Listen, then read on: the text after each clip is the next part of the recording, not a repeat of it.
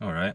So, um, yeah, a number of people have now, off the back of the subject of the last video, are now asking me about various different spiritual teachers.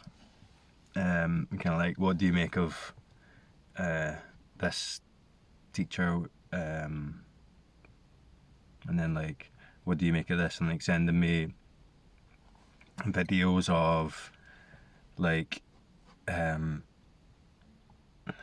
videos of meetings of different like spiritual teachers, and the controversial behavior within it, and like my take on it and stuff like that. So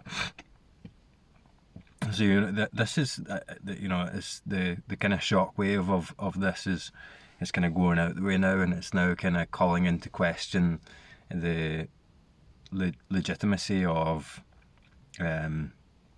these kind of non-dual speakers. And to which my response is, again, just trust your intuition. Focus on your own realization, your own experience, your own instinct, your own intuition, and it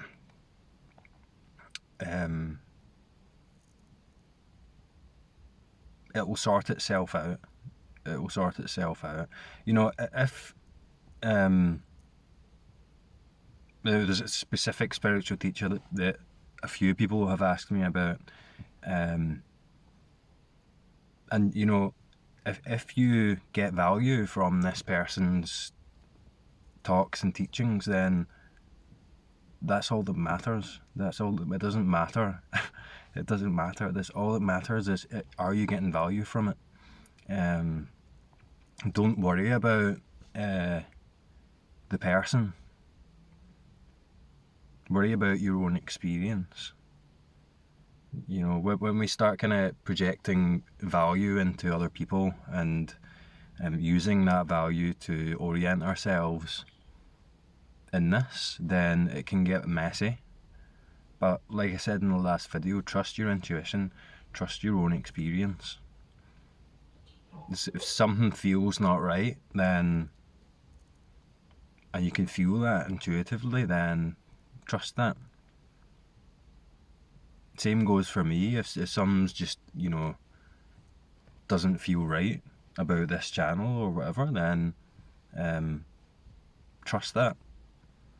If you can feel you're getting value from this, and you can feel the resonance there, then trust that too, and stick about. But again, don't stick about too long, because you want to be able to free yourself from me in this channel. You want to be able to free yourself from having to rely on an external source or an external pointing to orient yourself in this.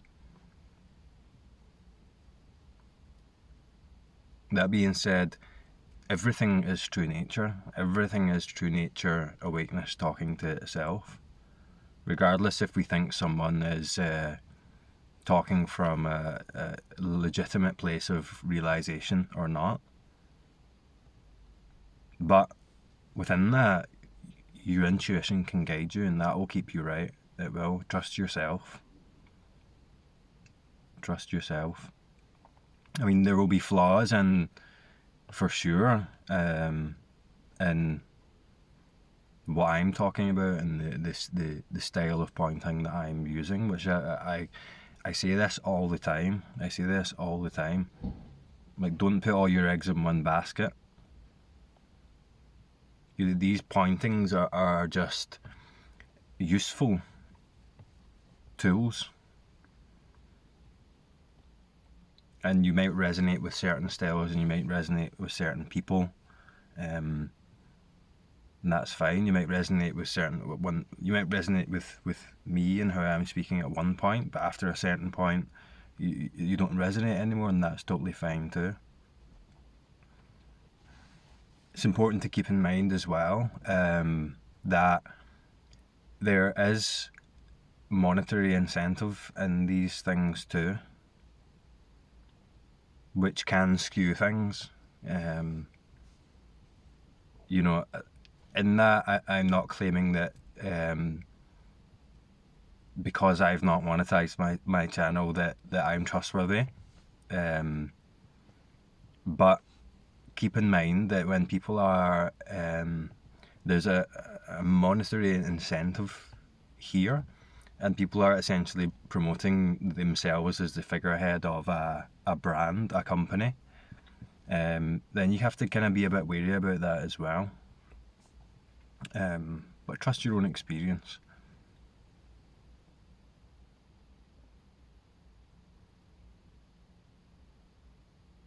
As your own realization deepens, you see it.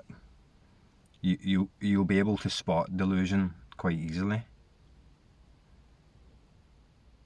You might even be able to spot delusion here with myself, in which case it might benefit me for you to point that out and you know, challenge it and say, you know, I don't think this is skillful. You know, it might not be something I'm aware of, and that might help me a lot. But just don't take everything that I'm saying as me being an authority, and it goes for everyone else as well. And once you get a taste for this, and once you can recognise that ongoing in your own experience, that's all you need. That's all you need. That'll take you all the way. It'll take you all the way. And then you develop a kind of autonomy in your practice that even transcends personal autonomy.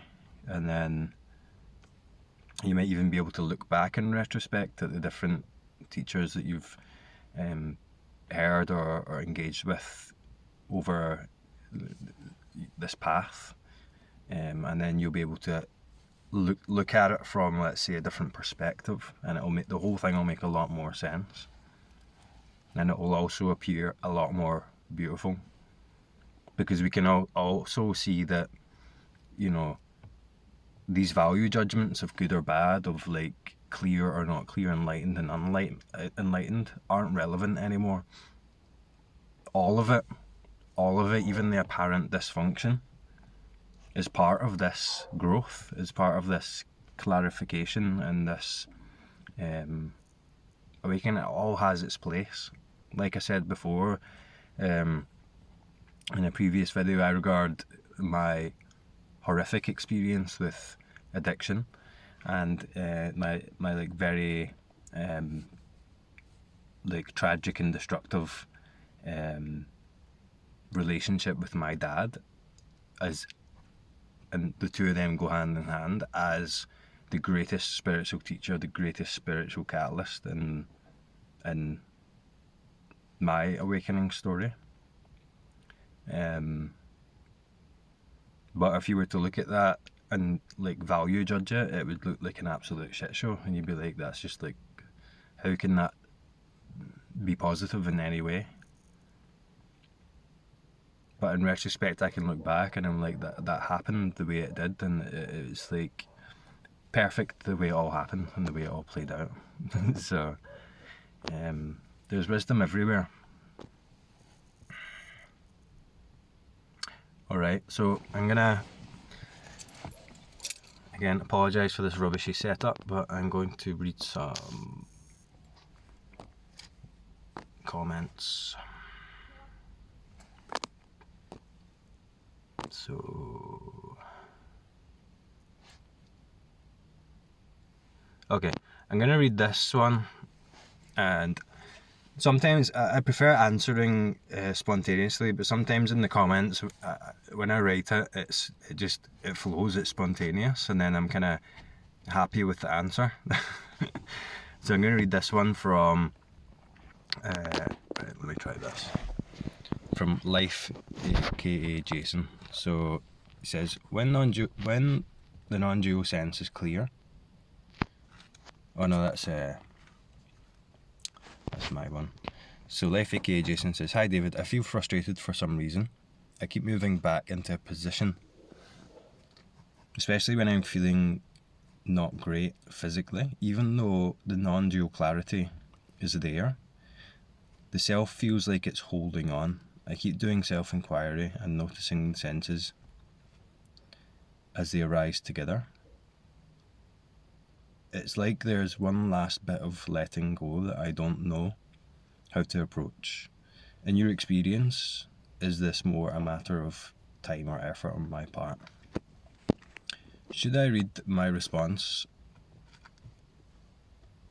or should I answer it spontaneously? I think I'll just answer it spontaneously.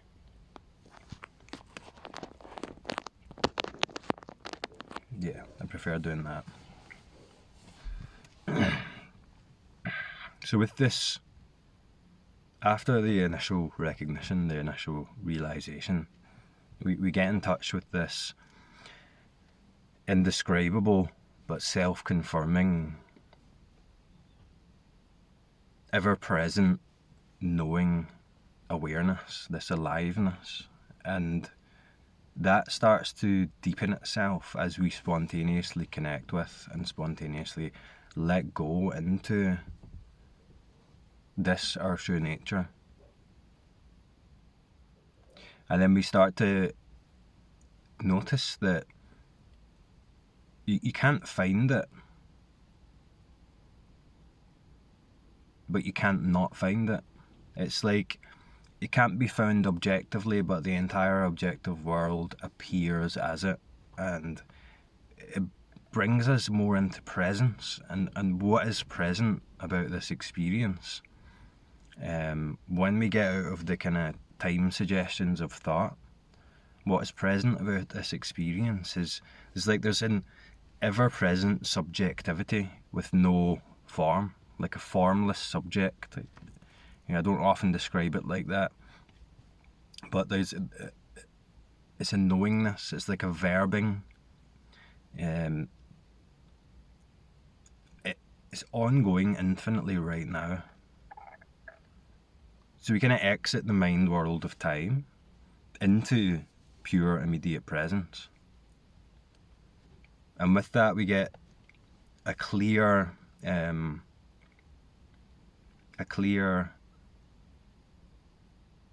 view, let's say, excuse the language, a clear view of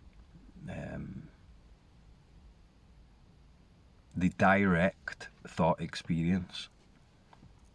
So we're no longer struggling with this back and forth in thought. We're no longer occupying this separate subjective mind position relating to thoughts. We see the whole thing for what it is, so then there's just thought. There's just thought experience appearing right now. As that gets more clear, and as the knowingness within and as which this, thought experience appears, as that gets more clear, we like the layers, the levels of thought, which I talked about a lot at the start of this channel, the different layers of thought, that's how I described it back then, kind of become known to us in a way. As we start to notice these deeper levels of thought, we start to notice them in the senses. So we start to notice that there are thought forms, I call them augmentations. Let me know if that's a rubbish word, but I like it because it kind of describes it quite well. The thought forms are augmented onto the sense experience. That starts to come into focus. So we start to become aware of what the thoughts are how the thoughts are framing the sensed world. And as we become aware of what thoughts are making it look like, we also in a way start to become aware of what's actually there. And what's actually there isn't something you can describe or think about or pinpoint objectively or look at objectively. It's just not in that realm. So here we start to struggle to describe this because it's like there's no way the mind can frame it.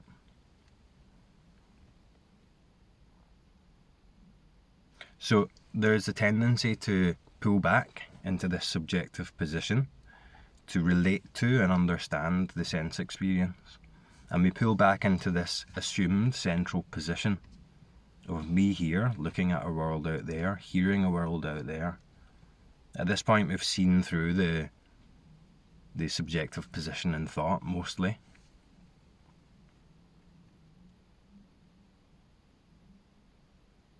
So as the augmentations kind of come into focus, what also comes into focus in a very paradoxical, from the point of view of the mind, way, is the actual direct sense experience, unfiltered, unseparated.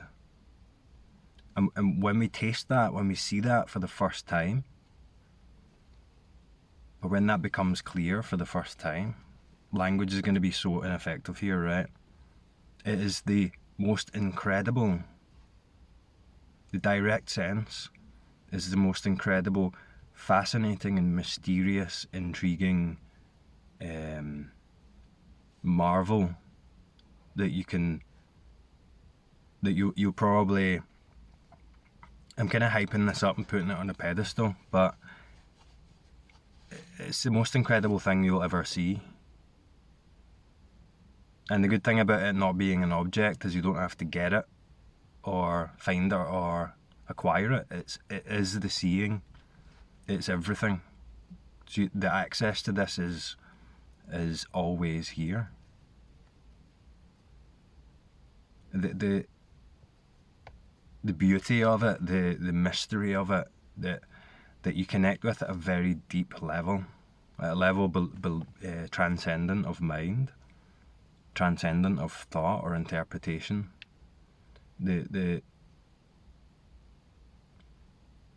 It's so incredible that what I'll talk for myself. What happened to me is I noticed this, and it's so incredible that I started to get lost in it.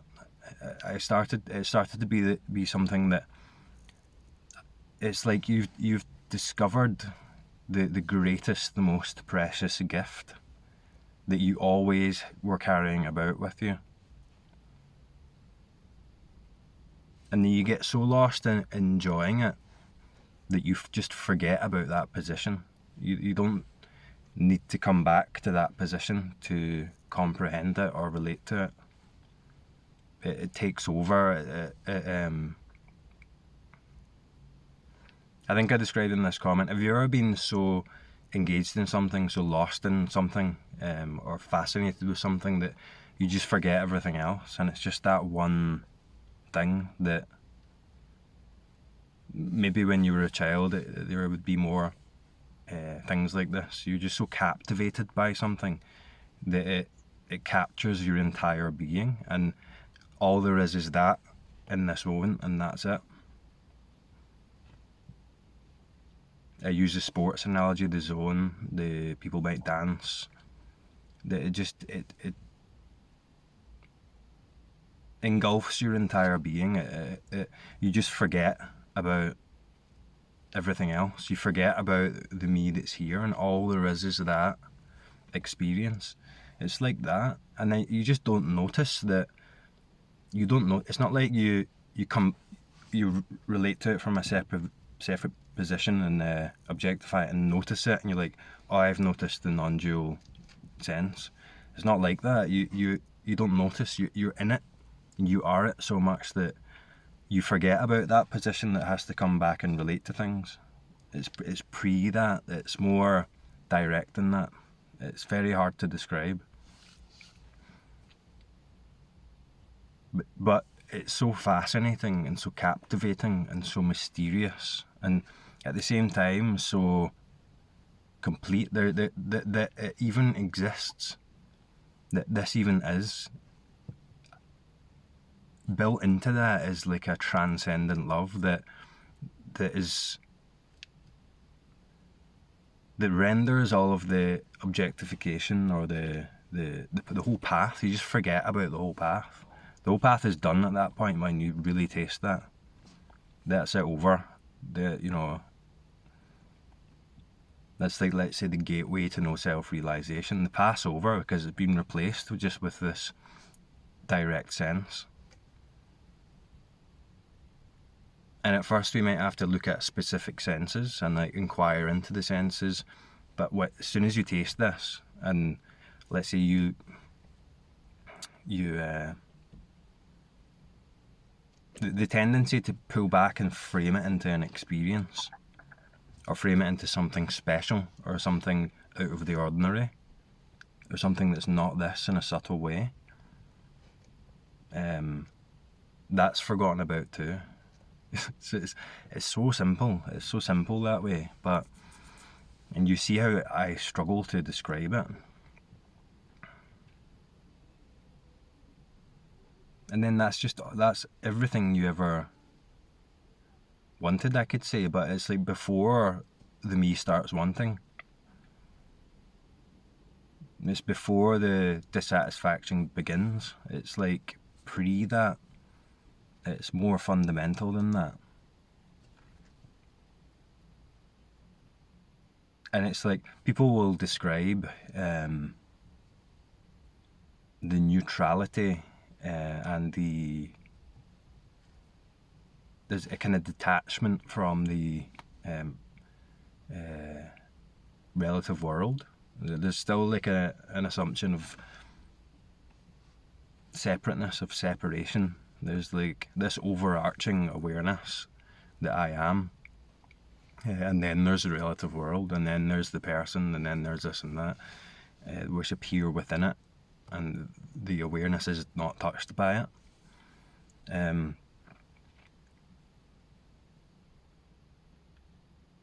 This realization differs from that, and everything, inexclusive of anything, all the shapes and forms and the movements of the world are the awareness. That's the expression of awareness. And you can't understand that from a position, but you can feel into what I'm saying. Yeah, you can feel into it. And then you're too busy enjoying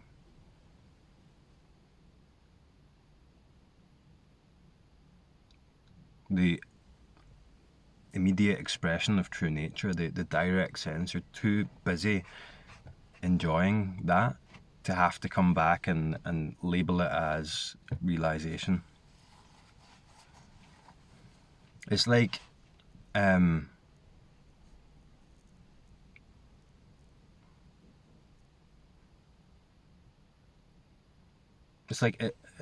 would be wary of talking about spiritual teachers, someone who says, I do not suffer, or someone who insists that I do not suffer, because honestly I couldn't tell you that. I can't tell you that I've ended suffering in this lifetime, and like it's not like that. It's like I could tell you now that in my experience,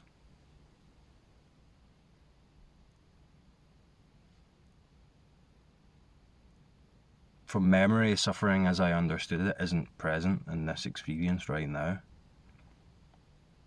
And I wouldn't phrase that as I do not suffer. I wouldn't phrase it as the absence of suffering as a personal quality attained by this David here. It's like you don't notice that the suffering isn't, it's just not there. But I can't tell you that in 2 hours time I could be suffering. It would be mad for me to suggest that. And if I was to think back since this realization, if I was to think back and say I have not suffered since this, I could have said that before, but honestly, that would be false too, because I'm just creating a story in my head about, it's not real. What's real is what's here. And I wouldn't say to you now that suffering is a prominent aspect of this experience. I could say that what this experience is marveling at itself, and I can kind of like drop into that. It's complete, effortlessly complete, effortlessly marvelous, like incredible that this even exists. And it's like there was a period for me where if I was to kind of, let's say, relax into this direct sense, and then there would be like, it would come up the tendency of this like the deepest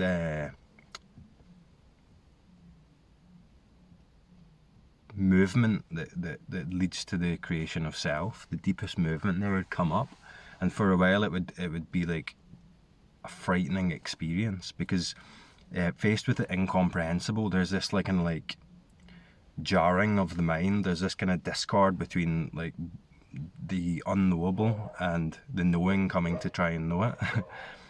And after a while that stopped being scary and it started to become quite enjoyable, and like just an aspect of the mystery of this experience. And I started to orient to that, and I started to enjoy the mystery of it. And that kind of you know, when you watch like a bad horror movie, well, not a horror movie, but like an emotionally heavy movie, and you watch it for a reason, because one, it's not real, but it brings you to that real experience in a way, and people enjoy that. It was like that kind of thing. The mind would come up and it would be like, ugh, and then back to the sense, and then the mind would come up and it would be like, ugh, and I got quite, I started to enjoy that experience quite a lot, and then that even died down as well. So just checking the time. We got loads of time. Nice. So what were we talking about? So the augmentations are, you know, I look at a dog over there and I recognize a dog. So there's the symbolic representation of what I have learned as a dog projected onto that direct experience. When I invest a lot in that augmentation, I don't see what's actually there. I don't see the beauty of that animal for what it is. For example, I went through a period where I was scared of dogs, so all I would see when I saw a dog was my own fear. They got attacked by a dog once. So like, I saw fear projected onto that creature, even when it wasn't aggressive. You know, so there were at times there was an irrational symbol projected onto that creature that didn't allow me to see the creature for what it was. That doesn't stop, that continues to function, but it's no longer taken to be the inherent reality of what that is. The mystery of what that is becomes more and more captivating, more and more interesting. So I look at that tree over there and I see some people might be clued up on their types of trees, so they'll see this tree and then they'll see these colours, and then they'll see, you know, symbolic categorizations or designations. They'll also see a tree as something being over there in relation to me and here. They'll see the tree as distinct, having its own inherent existence, separate from everything else, standing on its own, presenting itself as separate from the rest of the visual sense, the rest of the seen world. I can see all that, but I can also see that as an augmentation. I can also see what's really there, what the actual experience is. And I can't say anything about that because it's too paradoxical. If only I could just tell you what it is, but I can't do that. I see it's clearly not separate from myself. There's nothing between me and that separating it.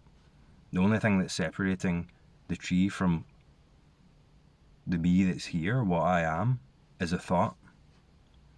That sounds ridiculous, but it is.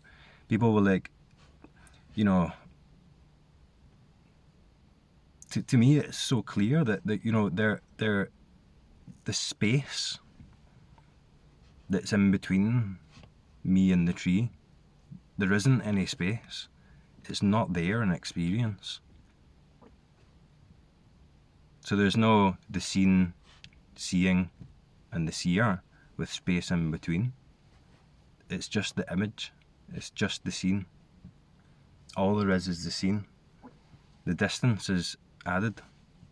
For distance, we have to. For me, it appeared like I was looking out of a window here.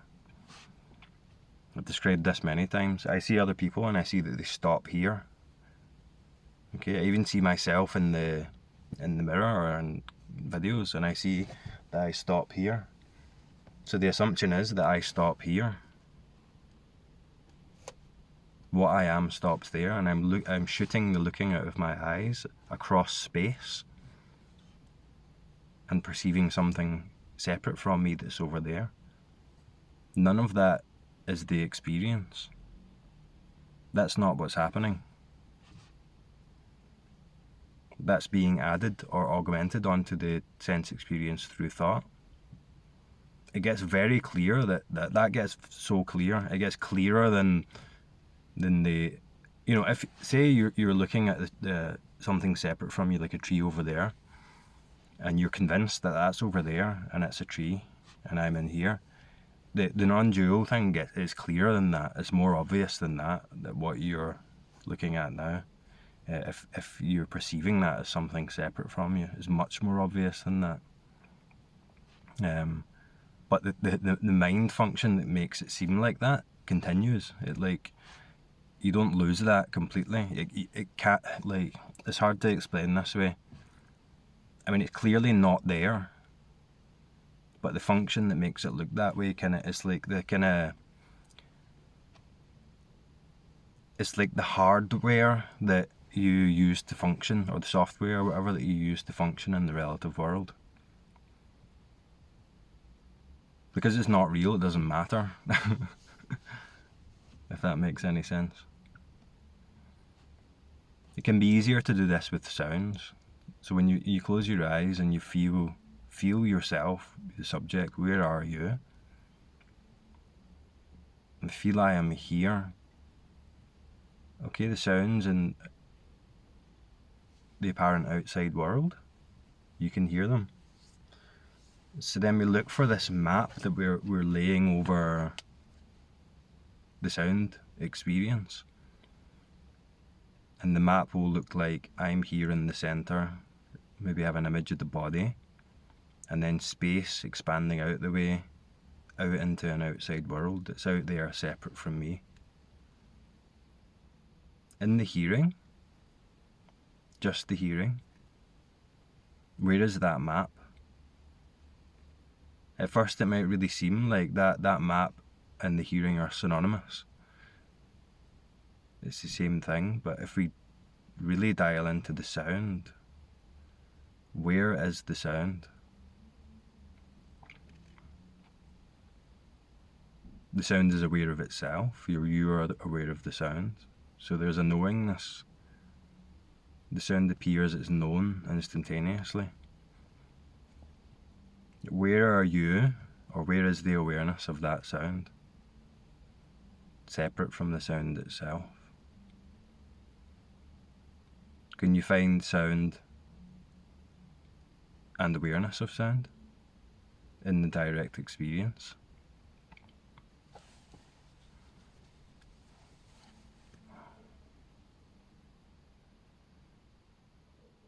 So expand the aperture of the attention outwards to encompass as far away as you can hear in this map the sound. Take it all in. So there will be like movements of mind to try and frame or identify different types of sound distinct from other sounds. So I hear a dog barking, I hear a car driving. There's an immediate and instantaneous framing of that, a recognition of the separate object out there that's making that sound. So expand the awareness to encapsulate all of the sounds in unison, all together.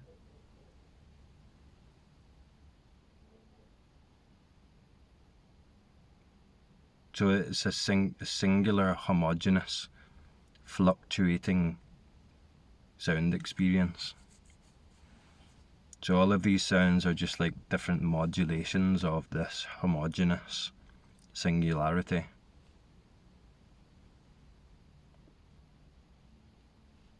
Does you, the awareness, in immediacy, do you, the awareness, no distance in just the sound? Where are you aware of the sounds? Are you aware of them in here or out there?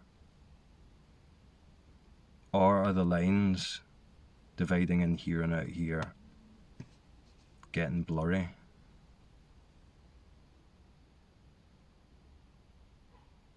Watch for the augmentation. Can you see it? Can you see the movements of mind? Instantly recognizing, putting them out there, giving them shape and form, fitting them into this map, this spatial map.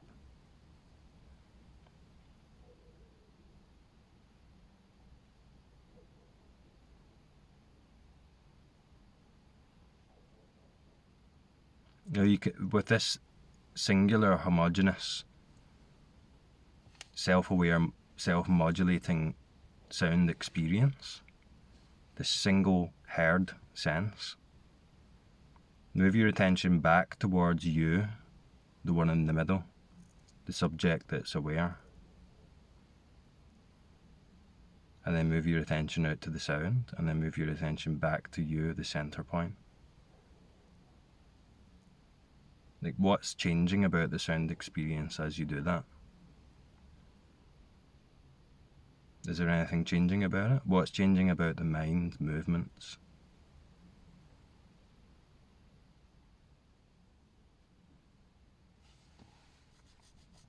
Some of you, this will be clear, and you remember when it wasn't clear.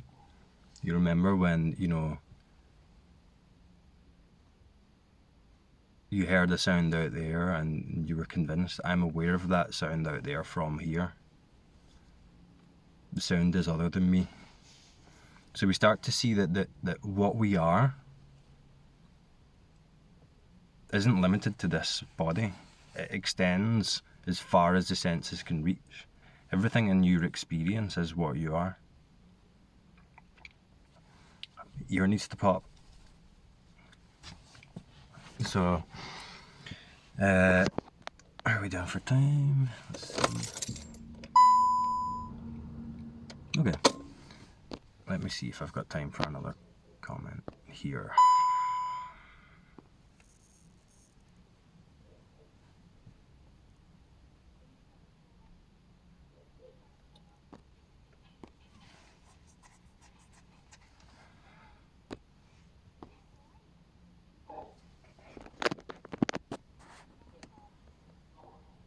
Okay. I think I'll leave it for now. But as usual, the comments have been great recently. Very good. So let me know what you think in the comments on this one. Any questions, let me know and I'll talk to you next time.